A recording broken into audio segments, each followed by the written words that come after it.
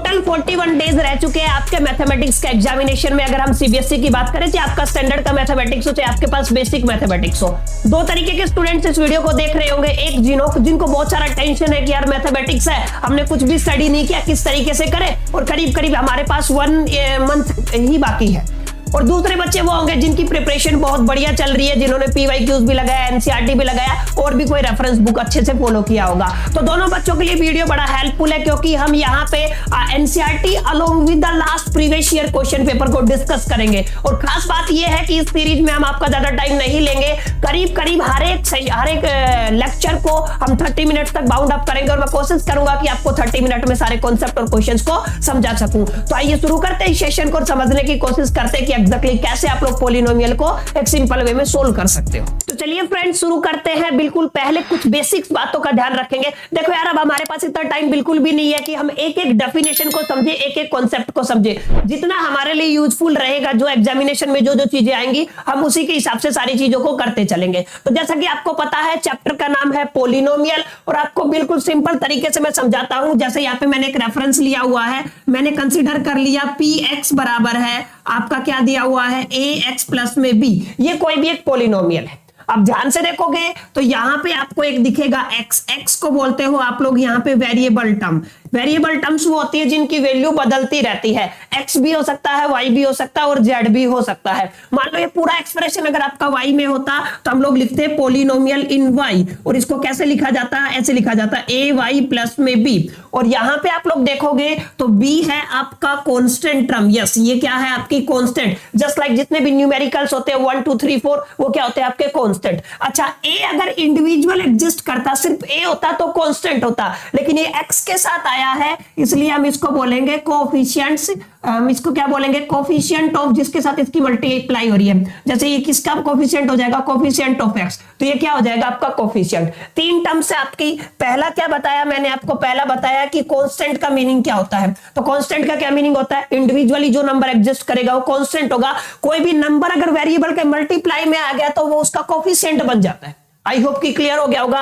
उसके बाद वेरिएबल में तो एक्स वाई जेड, जिनकी वैल्यूज क्या होती रहती है, चेंज होती रहती है, उनको क्या बोलते हैं आप लोग, वेरिएबल। सिंपल सा मतलब है ये पॉलिनोमियल का। इन तीनों चीजों को ध्यान में रखें, इससे ज्यादा आपको कुछ और पढ़ने की जरूरत नहीं है। अब यहां पे आपको समझना है कि पॉलिनोमियल की डिग्री से क्या मतलब होता है। आप सभी ने सुना होगा ये पॉलिनोमियल है और ये इसकी डिग्री है। तो एक बहुत बेसिक बात है, देखो बच्चों, डिग्री का मतलब क्या है, जो वेरिएबल है ना, वेरिएबल आपने देखा उस वेरिएबल की पावर कितनी जाती है, मैक्सिमम कहां तक गई है, उसको क्या बोलोगे आप लोग, डिग्री ऑफ पॉलिनोमियल। यानी कि मैं क्या कह सकता हूं, maximum degree of a variable. आप लोग ऐसे लिख सकते हो, आप हम सिंपल लिख सकते हैं, मैक्सिमम वैल्यू भी लिख सकते हो, डिग्री भी लिख सकते हो, maximum value of power of variable. ये एक बेसिक डेफिनेशन आप लोग समझ लो, पावर ऑफ वेरिएबल। जो भी वेरिएबल है उस वेरिएबल की जो मैक्सिमम पावर है उसको क्या बोलोगे आप लोग, उसकी डिग्री बोलोगे। जस्ट लाइक मैंने अभी भी एक एग्जांपल लिया था, ये क्या था आपका ए एक्स प्लस में बी।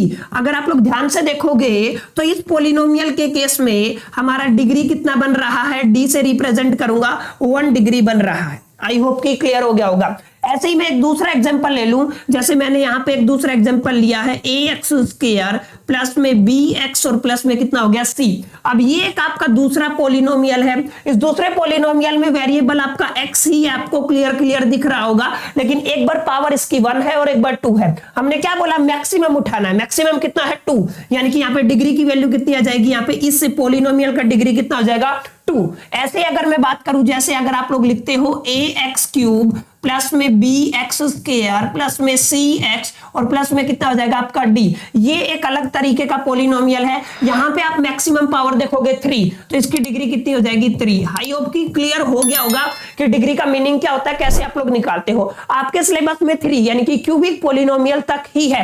एक बात आपको ध्यान में रखना है बच्चों, जिस पॉलिनोमियल का जितना डिग्री होगा, अगर वो 2 डिग्री का है तो 2, अगर 3 डिग्री का है तो 3, जितनी उसकी डिग्री होगी उतने ही जीरोस उसके निकलेंगे। मतलब अगर आपके पास मान लो कंसीडर करो कोई पॉलिनोमियल है, जैसे 1 डिग्री है, अब 1 डिग्री वाले पॉलिनोमियल को मैथमेटिक्स की लैंग्वेज में आप एक नाम दे देते हो, हम बोल देते हैं इसको लीनियर पॉलिनोमियल। तो जो आपका लीनियर पॉलिनोमियल होता है, उस लीनियर पॉलिनोमियल की अगर मैं बात करूं तो वहां पे डिग्री 1 होती है। तो यहाँ पे अगर x में है या y में है, उसका आंसर कितना आएगा 1, यानी कि कितने जीरोस निकलेंगे 2। अगर जहां पे डिग्री 2 है तो उसको हम लोग बोल देते हैं क्वाड्रेटिक पॉलिनोमियल। ये आपको थोड़ा ध्यान में रखना है, हम लोग क्या बोल देते हैं इसको, क्वाड्रेटिक पॉलिनोमियल। ऐसे 3 डिग्री वाले को आपका क्या बोला जाता है, क्यूबिक पॉलिनोमियल। तो बहुत बेसिक सी बात है जो आपको याद रखनी है।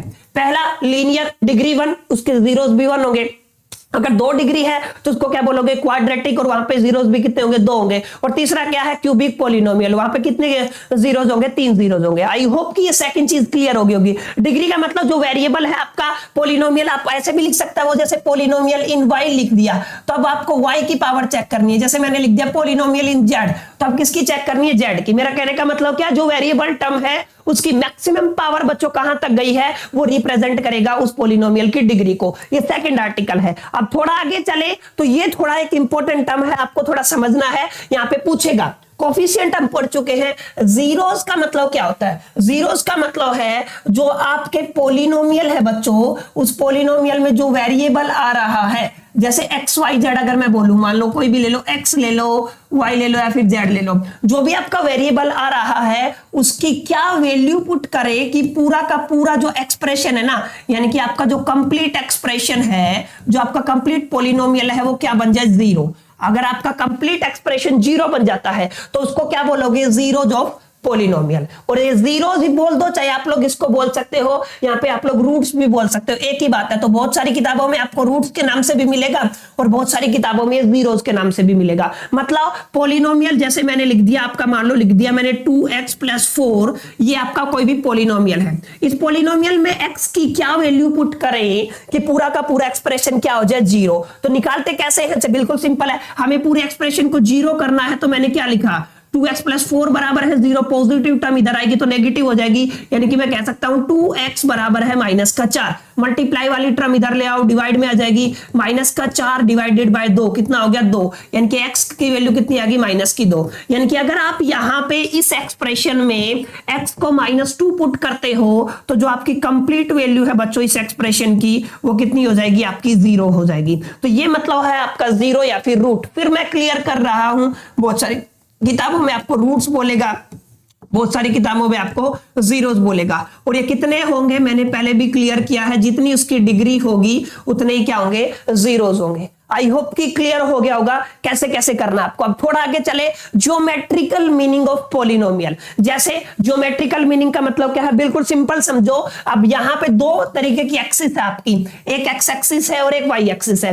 कोई भी ग्राफ मान लो मैंने एक्स एक्सिस पे प्लॉट कर दिया कुछ इस तरीके का, क्लियर। और यहां पे आपको एक पॉलिनोमियल दिया है, मान लो मैंने मान लिया है आपका px। अब 2 केस है, एक px पॉलिनोमियल हो सकता है, एक py पॉलिनोमियल हो सकता है। ये पॉलिनोमियल इन y है तो हमें चेक भी y पे ही करना पड़ेगा। ये पॉलिनोमियल इन x है तो हमें चेक भी कहां पे करना पड़ेगा, x पे करना पड़ेगा। अब मान लो यहां पे px की वैल्यू पूछे कि जो px पॉलिनोमियल है उसके जीरोस बताओ, तो x एक्सिस पे आपको जितने कट दिखाई देंगे, जितने इंटरसेक्शन दिखाई देंगे, आप यानी कि कह सकते हो कितनी बार उस एक्सिस ने x एक्सिस पे टच किया या फिर इंटरसेक्ट किया। इन दोनों शब्दों का मतलब सेम होता है, ठीक है। जितने टच किए, जितने इंटरसेक्ट किए, वो px के जीरोस हो जाएंगे। आई होप कि क्लियर हो गया होगा। अब जैसे py का निकालना है तो यहाँ पे दिख रहा है आपको, एक बार टच किया है तो py में जो टोटल, अगर मैं जीरोस की बात करूं बच्चों, तो कितना हो गया आपका 1। अगर x पे बात करोगे तो यहाँ पे 1 हो गया, यहाँ पे 2 हो गया, यहाँ पे कितना हो गया 3, तो यहाँ पे कितने जीरोस हो जाएंगे, 3।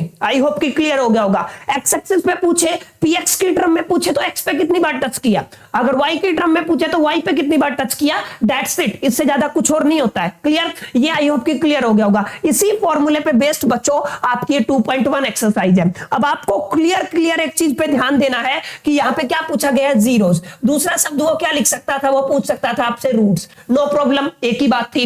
किस में पूछा है, px में पूछा है। चेक क्या करना है, एक्स एक्सिस पे कितनी बार कट किया, कितनी बार टच किया। तो यहाँ पे एक्स एक्सिस पे तो कट ही नहीं किया, वाई पे किया है, तो नंबर ऑफ जीरोस कितने हो जाएंगे बच्चों यहाँ पे 0। कितना सिंपल था देखो। अगर यहाँ पे बात करें तो एक्स एक्सिस पे एक कट हुआ है तो नंबर ऑफ जीरोस कितने हो जाएंगे बच्चों यहाँ पे 1 हो जाएगा। यहाँ पे अगर आप लोग देखोगे तो 3 टाइम्स है तो नंबर ऑफ जीरोस कितने हो गए आपके 3 हो गए। यहाँ पे अगर आप लोग देखोगे तो 2 टाइम्स है तो नंबर ऑफ जीरोस कितने हो जाएंगे आपके 2 हो जाएंगे। यहाँ पे देखोगे तो नंबर ऑफ जीरोस कितने हैं आपके 4, तो कितना हो जाएगा आपका 4 हो जाएगा। यहाँ पे अगर आप लोग देखोगे तो नंबर ऑफ जीरोस कितने हैं 3, तो यहाँ पे क्या हो जाएगा एक्स एक्सिस की वैल्यू कितनी हो जाएगी 3। यानी कि इन शॉर्ट आप लोग कह सकते हो कि जितनी बार टच किया उतना आपका जीरोस होगा या फिर रूट होगा। ये एक बेसिक बात है, उम्मीद करता हूं आपको यहां तक क्लियर हो गया होगा। देखो कोई टाइम नहीं लगा, हमारा पहला एक्सरसाइज कंप्लीट हो चुका है। कुछ इंपॉर्टेंट क्वेश्चंस और देख लेते हैं कौन कौन से हैं वो इंपॉर्टेंट क्वेश्चन जो आपके एग्जामिनेशन में आते हैं। जैसे ये वाला क्वेश्चन है,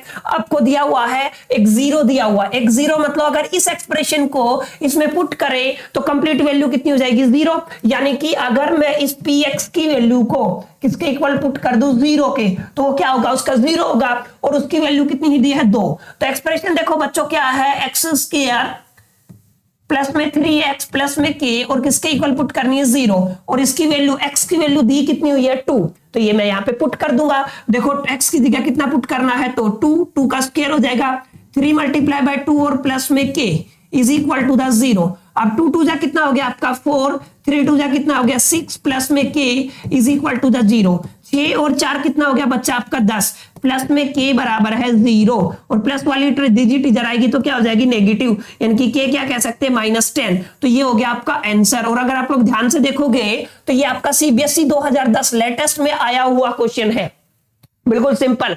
अगर थोड़ा सा दिमाग लगाओगे, जो बेसिक हमने पढ़ लिया अगर उसका यूज करोगे तो कोई ज्यादा प्रॉब्लम आपको आने वाली है नहीं। अब थोड़ा आगे चले तो ये काफी इंपॉर्टेंट क्वेश्चन है, the graph on the polynomial. आपको दिया हुआ px cuts the x axis at 3 points. एक ग्राफ है जो x एक्सिस पे कितनी बार कट किया है 3 बार कट किया है। अदर एक्सिस जो रह गई है वो 2 पॉइंट कट किया है, यानी कि अदर पॉइंट्स कितने हैं 2, यानी कि टोटल कितने पॉइंट्स हो गए। टोटल अगर मैं कट्स की बात करूं तो टोटल कट्स कितने हो गए बच्चों उसके 5 हो गए, 3 + 2 कितने हो गए 5। तो मैंने बताया था जितना उसका इंटरसेक्शन होगा उतने ही जीरोस होंगे या फिर आप लोग कह सकते हो उसके रूट्स होंगे। आई होप कि क्लियर हो गया होगा। तो यहाँ पे टोटल आंसर कितना आ जाएगा 5, तो इसका सही आंसर क्या है 5। बिल्कुल आसान है। ग्राफ कैसे प्लॉट कर सकते हो, ऐसे कर सकते हैं, आपके पास टोटल 3 मिलेंगे 1.2.3.4 और ये 5, यानी कि आप लोग कह सकते हैं ये फर्स्ट इंटरसेक्शन है, ये वाला सेकंड इंटरसेक्शन है, ये वाला थर्ड इंटरसेक्शन है, ये वाला फोर्थ इंटरसेक्शन है और ये वाला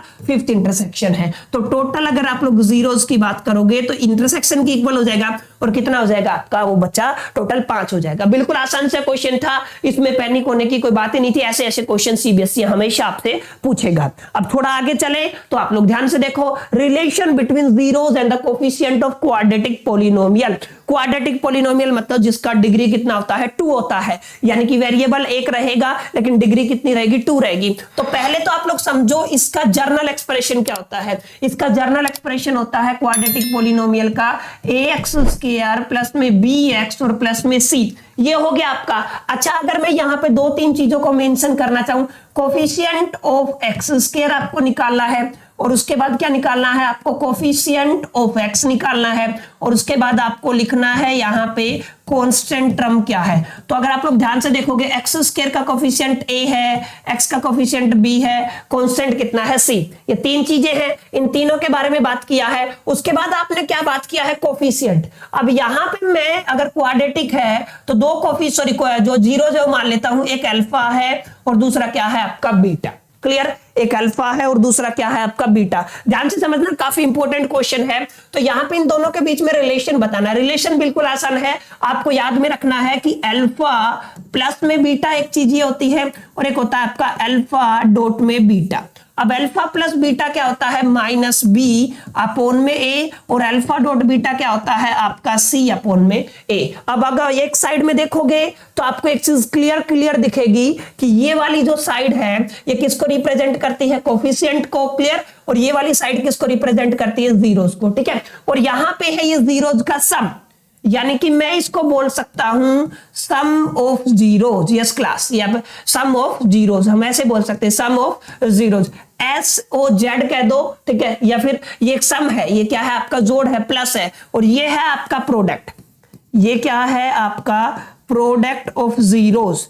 यस, ये क्या है आपका प्रोडक्ट ऑफ जीरोस। तो रिलेशन क्या है, रिलेशन ये है alpha plus beta is equal to the minus b upon a and alpha dot beta is equal to the c upon a. तो इस तरीके से अगर आपके पास क्वेश्चन आता है, रिलेशन वेरीफाई करने के लिए आता है, तो आप लोग बिल्कुल इजीली बच्चों उसको कर सकते हो। उम्मीद करता हूं आपको समझ में आया होगा। समझ में आया है तो आप कमेंट में यस लिख दो फटाफट से, और अपने जितने भी फ्रेंड है उनके साथ शेयर कर दो सेशन को, ताकि उनकी भी हेल्प हो सके।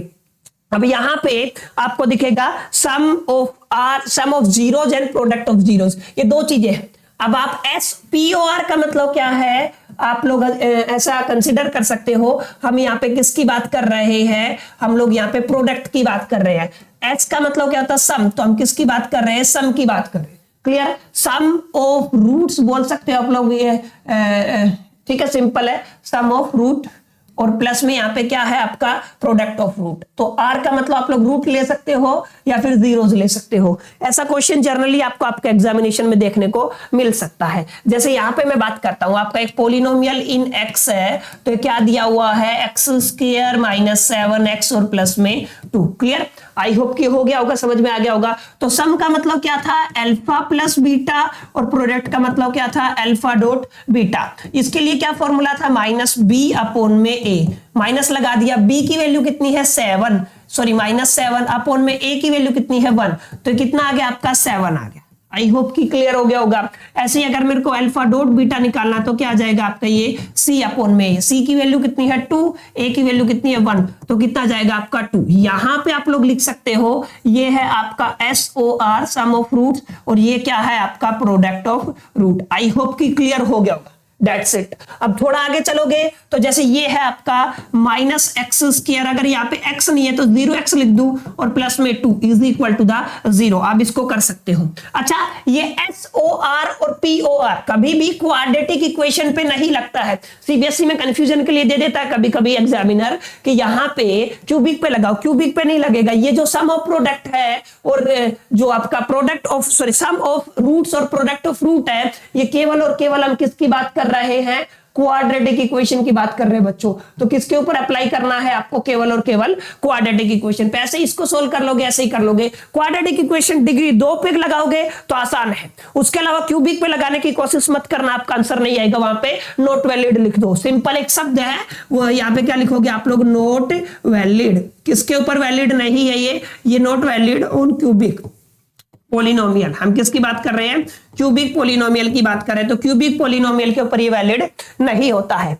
एक इंपॉर्टेंट क्वेश्चन 2015 में आया हुआ है, काफी बार रिपीट होता है, इसलिए इस क्वेश्चन को यहाँ पे लेना जरूरी था बच्चों। देखो कैसे करना है, आपको यहाँ पे एक पोलिनोमियल दिया हुआ है, f(x) is equal to the x square minus x और प्लस में 4। आपको निकालना क्या है, आपको निकालना है 1 upon alpha plus 1 upon beta, ठीक है, और माइनस में क्या निकालना है, अल्फा बीटा। ये तो डायरेक्ट मिल सकता है, इन दोनों का हम अगर एलसीएम ले ले तो क्या बन गया, अल्फा बीटा, और यहाँ पे क्या बन जाएगा, बीटा प्लस अल्फा और माइनस में अल्फा बीटा। यानी कि यहाँ पे मेरे को चाहिए प्रोडक्ट ऑफ रूट्स, और यहाँ पे मेरे को चाहिए दोनों पे सम ऑफ रूट्स और प्रोडक्ट ऑफ रूट्स। तो यहाँ पे अगर आप लोग निकालना चाहो तो निकाल सकते हो बिल्कुल इजीली। अगर मैं बात करूं अल्फा प्लस बीटा, तो बच्चों क्या था फॉर्मूला, माइनस बी अपॉन ए। अब देखो माइनस बी भी 1 हो जाएगा, ये -1 है तो माइनस माइनस क्या हो गया प्लस, और यहाँ पे कितना हो जाएगा 1, तो कितना हो गया आपका ये 1 हो गया। और प्रोडक्ट की अगर मैं बात करूं तो है ही कितना, आपको दिख रहा है कितना है आपका 4, सी अपॉन ए। यहाँ पे देखो आपका जो प्लस है वो कितना है आपका 1, प्रोडक्ट कितना है आपका 4, और माइनस में फिर प्रोडक्ट कितना जाएगा 4। एलसीएम ले सकते हो, 4 आ गया, ठीक है, 4 चौका 16 हो जाएगा, तो कितना हो जाएगा -15 अपॉन 4। तो ये हो गया आपका आंसर। ये भी सीबीएसई में आया हुआ है, देखने में आप डर सकते हो इससे, क्वेश्चन बिल्कुल आसान है। जो दिया हुआ है उसके ऊपर फोकस करो, देखोगे तो ये चीज भी हमारे पास है, ये भी है और ये भी है, इजीली आप लोग कर सकते हो। चलते हैं आगे, making the polynomial. Making the polynomial, अगर आपको पोलिनोमियल बनाना है तो दो चीजों को आपको ध्यान में रखना पड़ेगा, पहला सम ऑफ रूट्स और दूसरा याद रखना पड़ेगा आपको प्रोडक्ट ऑफ रूट्स। अब ये क्या लफड़ा है, अब मैं आपको बता देता हूं। सम ऑफ रूट्स को मान लो मैंने कैसे लिखा था, अल्फा प्लस बीटा, और ये प्रोडक्ट क्या है, अल्फा डॉट बीटा।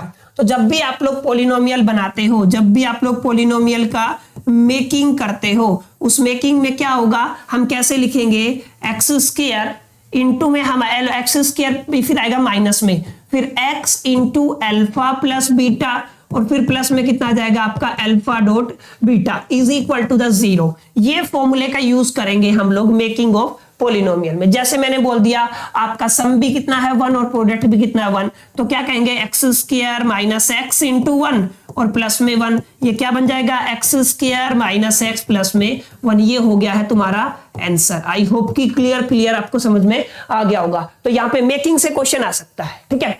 अब आगे हम लोग फाइनल एक्सप्रेशन की तरफ, इस चैप्टर से जो फाइनली क्वेश्चंस पूछे जाते हैं उनके ऊपर, ठीक है। बिल्कुल आसान तरीके से आपको समझाऊंगा, आपको समझना है। ये लास्ट एक्सरसाइज है, इसके आगे दी एंड है इस चैप्टर का। तो अगले 5 से 10 मिनट और लेंगे बिल्कुल आसान तरीके से इस क्वेश्चन को करने के लिए। ये आपका देखो, आपको पहले दिया हुआ है सम और फिर क्या दिया हुआ प्रोडक्ट, यानी कि पहले दिया हुआ है अल्फा प्लस बीटा और फिर कितना दिया हुआ है अल्फा डॉट बीटा। क्लियर। जैसे मैं पहला क्वेश्चन ही ले लेता हूं, अल्फा प्लस बीटा 1/4 है और अल्फा डॉट बीटा कितना है -1 है। फॉर्मूला आपको पता है, यहाँ पे पॉलिनोमियल बनाना है तो हम लोग क्या कहेंगे alpha plus beta into x और प्लस में कितना हो जाएगा अल्फा डॉट बीटा बराबर कितना हो गया आपका 0। आसान है बिल्कुल, ठीक है। यहाँ पे कितना हो गया एक्स स्क्वायर प्लस की वैल्यू कितनी है 1/4x और प्लस में अल्फा डॉट बीटा कितना है -1 बराबर कितना हो गया 0। एक्स स्क्वायर माइनस 1/4x -1 बराबर है 0। तो ये बन गया बच्चों आपका पॉलिनोमियल। आई होप कि ये सेकंड क्वेश्चन आप लोग इजीली कर लोगे। अब आप लोग देखो, पहला आपका जो क्वेश्चन है क्या कहता है, जीरोस निकालने हैं पॉलिनोमियल के। अब पॉलिनोमियल के जीरोस कैसे निकाले जाते हैं, जैसे x square minus 2x minus 8, यहाँ पे हम लोग यूज करेंगे middle term splitting method, x square minus 2x minus 8। ध्यान से देखना, x square minus 2x minus 8 बराबर है 0। अब यहाँ पे मैं कंसीडर कर लेता हूं let the 2 zeros of polynomial. यहाँ पे आप लोग मान लो, आप लोगों ने मान लिया 2 zeros ऑफ पॉलिनोमियल आर। ये एक बेसिक बात है। क्या मान लिया मैंने, अल्फा एंड बीटा। मैंने आपको सिखाया हुआ है अल्फा प्लस बीटा निकाल लो एंड अल्फा डॉट बीटा निकाल लो। अल्फा डॉट बीटा कितना बनेगा -8, अल्फा प्लस बीटा कितना बनेगा -2। क्लियर। अब करना क्या है, जो प्रोडक्ट है उसके फैक्टर बना लो। जैसे 8 है, उसके फैक्टर बनाओगे तो कितने बनेंगे, ये अपना ऐसे आ जाएगा। क्लियर है। और यहाँ पे कितना हो गया आपका 1। इन सब का यूज करके मेरे को ये वाला रिजल्ट लेके आना -2, इसी को तोड़ना है। क्लियर। अब यहाँ पे 2 दूनी 4 और 2, ये 2 बन गए फैक्टर। अगर मैं 4 में से 2 घटाता हूं तो आपका 2 आता है, लेकिन -4 में से 2 घटाता तो कितना आ जाएगा -2, जो हमें चाहिए। यानी कि हम इसको रिप्लेस कर सकते हैं। कैसे रिप्लेस करेंगे, देखो सिर्फ मिडल टर्म को छेड़ना है, बाकी किसी को नहीं छेड़ना। -2x की जगह हम लोग क्या कह सकते हैं, -4x और प्लस का 2x और आगे कितना है आपका -8 बराबर है आपका 0। क्लियर। अब यहां से अगर आप लोग देखोगे तो x कॉमन कर लेंगे तो x -4 हो जाएगा। अब यहां से देखोगे इन दोनों में से अगर दो कॉमन कर लेता हूं तो x -4 हो जाएगा। ये कितना हो गया आपका 0। अब यहाँ पे देखो दोनों में से x -4 कॉमन आ रहा है तो x -4 कॉमन कर लो, ये कितना बच गया x + 2 बराबर है आपका 0। अब एक बेसिक सी बात पता है, अगर दो चीजों का मल्टीप्लाई 0 है तो आइदर और दोनों भी चीजें 0 हो सकती है। आइदर आपकी पहली वाली 0 हो सकती है और दूसरी वाली 0 हो सकती है। यानी कि x -4 भी कितना हो सकता है आपका 0 और आपका x + 2 भी कितना हो सकता है 0। यानी कि x = -2 हो जाएगा और x = कितना हो जाएगा आपका 4। यानी कि अल्फा की वैल्यू कितनी है 4 और बीटा की वैल्यू कितनी है आपकी 2। ठीक है। अब आपको रिलेशन वेरीफाई करना है, alpha plus beta is equal to the -b/a। ऐसे ही करते हैं। अब अल्फा प्लस बीटा 4 - 2 कितना हो जाएगा आपका 2। अब माइनस का b यहाँ पे कितना है -2, a कितना है 1, ये कितना हो जाएगा आपका 2। यानी कि LHL किसके इक्वल आ गई, RHL के। इसका मतलब left hand side sorry RHS LHS के इक्वल होगी, इसलिए रिलेशन हो गया वेरीफाई। आई होप कि क्लियर हो गया होगा। ऐसे अल्फा डॉट बीटा का कर लो, यानी कि ये क्या बनता है आपका C/A alpha dot beta 4 × -2 -8। C कितना है आपका -8, a की वैल्यू कितनी है 1, यहाँ पे कितना आ गया -8। Left hand side is equal to the right hand side. उम्मीद करता हूं आपको समझ में आ गया होगा। इससे आसान कोई भी मेथड हमारे पास अवेलेबल नहीं है। आप इसको ध्यान से समझे, अगर इस मेथड को समझ गए ना तो आपको कुछ और करने की बच्चों जरूरत ही नहीं पड़ेगी। बिल्कुल सिंपल कॉन्सेप्ट है, क्लियर। अब एक आपको और कराऊंगा मैं न्यूमेरिकल्स, उसके बाद आप लोग इनको प्रैक्टिस करेंगे। बिल्कुल आसान सी चीजें हैं। कोई और न्यूमेरिकल ले लेते हैं, जैसे टी स्क्वायर माइनस 15, इसको ले लेते हैं। अब इसको करने का बहुत आसान सा तरीका है। टी स्क्वायर माइनस 15 बराबर है 0। इस माइनस वाली टर्म को इधर ले आओ, क्या बन गया, टी स्क्वायर बराबर है 15। अब ये इधर जाएगा तो अंडर रूट में कन्वर्ट हो जाएगा 15, और प्लस और माइनस, तो दो रूट आ गए, पहला प्लस का अंडर रूट 15 और माइनस का अंडर रूट 15। रिलेशन वेरीफाई करने के लिए क्या करना है, इसको ऐसे लिख लो, t square plus 0t minus का 15 बराबर है 0। तो अल्फा प्लस बीटा ये क्या होता है आपका minus b upon A.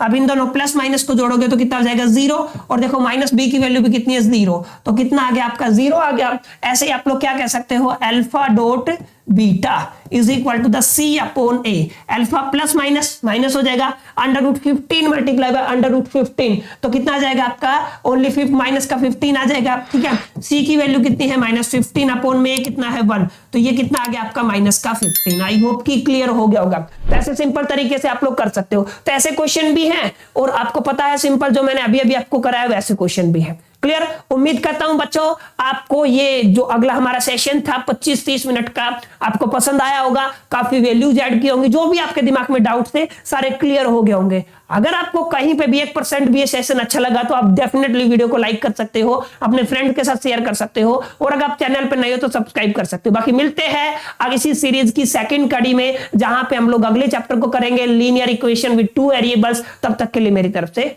All the best.